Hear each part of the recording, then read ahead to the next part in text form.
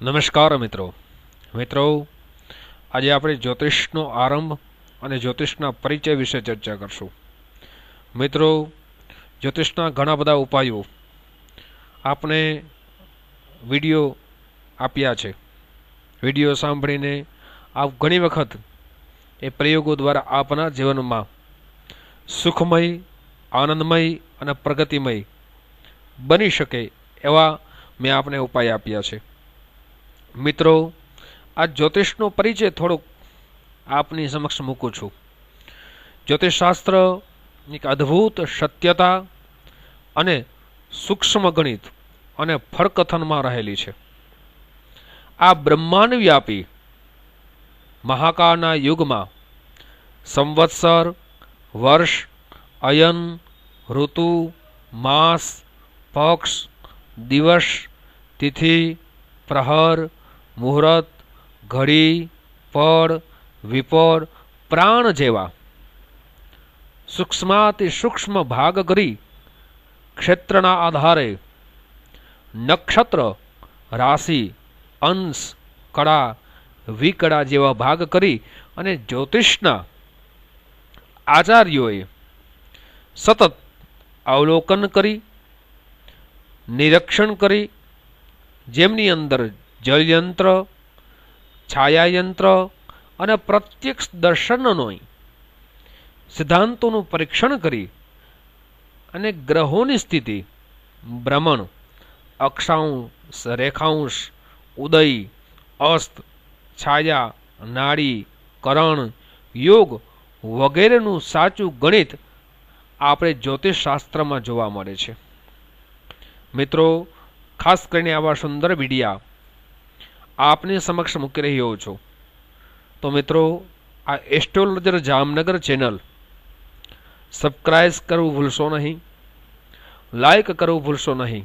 અને મિત્રો, જો આપને જ્યોતિષના મારા દરેક વિડિયા સુંદર લાગતા હોય તો આપના મિત્રોને, આપના સગા સ્નેહીઓને, ખાસ કરીને મિત્રો આ વિડિયા શેર કરજો.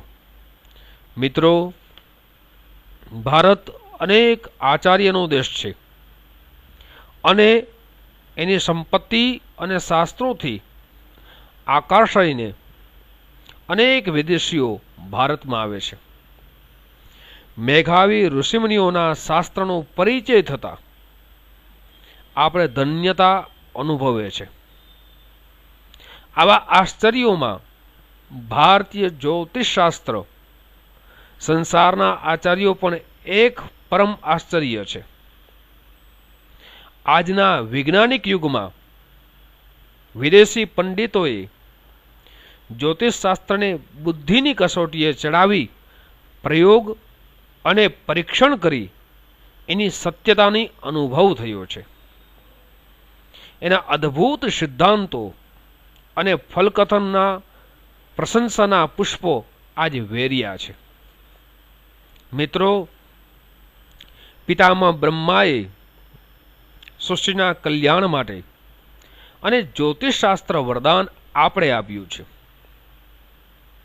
સર્વશાસ્ત્રોનું શિરોમણી જેવું આ શાસ્ત્ર વેદાંગ રૂપે સર્વ સ્વીકૃત બન્યું છે, જેમાં વ્યાસ, વશિષ્ઠ, નારદ, પરાશર, ભૃગુ, અંગિરસ, જૈમિની, ગર્ગ, સૌનિક, બૃહસ્પતિ, પરશુરામ, મયી, વારાહમિહિર, આર્યભટ્ટ આદિ ઋષિઓએ અને આચાર્યોએ દિવ્ય અંતરિક્ષ અને ભૌમનું અહોરાત્ર અવલોકન કરી, ચિંતન કરી, મનન કરી, નિરીક્ષણ કરી, પરીક્ષણ કરી અને જ્યોતિપિંડોની ગતિ અને સ્થિતિના આધારે પિંડ અને બ્રહ્માંડના સંબંધોનો રહસ્યમય સિદ્ધાંતોનું નિરૂપણ કરી એના આધારે ભૂત, વર્તમાન અને ભાવિના ભેદ ઉકેલ્યા છે. અગમ્ય અને અગોચર ગણાતું આ જ્યોતિષશાસ્ત્ર લોકાદર અને લોકપ્રિયતા પામ્યું છે. મિત્રો, ભારતીય જ્યોતિષના અસંખ્ય ગ્રંથ મહાકાલના પ્રવાહોમાં નષ્ટ થયા છે, છતાં આજે જે સ્થિતિ અને એ સંખ્યામાં આપણે અનેક શાસ્ત્રો ઉપલબ્ધ થાય છે, એ પણ સંસારનું એક પરમ આશ્ચર્ય છે. આનું શ્રેય આજે આપણે ઘણા અવસ્થામાં જોઈ રહ્યા છીએ. ઘણા ત્યાગમય જીવન ગાળનાર વિદ્યા વ્યયસંગી વિદ્વાનોને રાજ્યાશ્રય અને લોકાશ્રય પામેલી આ વિદ્યાના કાળનું ક્રૂર સામે અનેક મરીજિયાઓએ જીવનનો ભોગ આપી અને જ્યોતિષશાસ્ત્રનું રક્ષણ કર્યું છે. પ્રાચીન વિદ્યાના પુનઃ ઉત્થાપન માટે આ યુગમાં દિન પ્રતિદિન ભારતીય જ્યોતિષશાસ્ત્રને મહાન સત્યો અને મહાગ્રંથો પ્રકાશમાં આવતા જાય જ છે. અને આપણે મેઘાવી આર્ય જ્યોતિષીઓને પ્રતિભાને આ સતન વંદન કરીએ છીએ. ભારતીય જ્યોતિષ શાસ્ત્રના સિદ્ધાંત સંહિતાના હોરા એવા 3 પ્રમુખ વિભાગ આપ્યા છે. સિદ્ધાંત ગ્રંથ પણ કહે છે કે દિન પ્રતિદિન વ્યવહારમાં ઉપયોગી પંચાંગમાંના ગ્રહોની ગતિ અને સ્થિતિના ગણ માટે અનેક ગ્રંથો રચના થઈ છે. અવલોકન અને અભ્યાસથી અંતર્જ્ઞાન અને આંતરદ્રષ્ટિથી આકાશમાં ભ્રમણ કરતા જ્યોતિપિંડોની ગતિ અને સ્થિતિનું અદ્ભુત અને પ્રાકૃતિક પ્રભાવનું કથન ભારતીય જ્યોતિષોએ કર્યું છે. મુહૂર્તરૂપી આપણા દૈનિક વ્યવહારમાં અને જીવંત શાસ્ત્ર વર્ણાઈ ગયું છે, જેમાં બૃહદ સંહિતા, લીલાવતી સિદ્ધાંત શિરોમણી, સૂર્ય સંહિતા જેવા ગ્રંથોનો આજ સમાવેશ થાય છે. હોરા અને કુંડલીઓનું શાસ્ત્ર પણ છે. આકાશ મંડળમાં સ્થિત ગ્રહોની સ્થિતિ, ગતિ, નક્ષત્રો અને રાશિઓમાં એવું વિભાજન સાથે બરાબર યોગો સંયોગોના આધારે શુભાશુભ ફલકથન, સંસ્કાર મુહૂર્તોનું કથન વગેરે હોરાશાસ્ત્રમાં આજ જોવા મળે છે.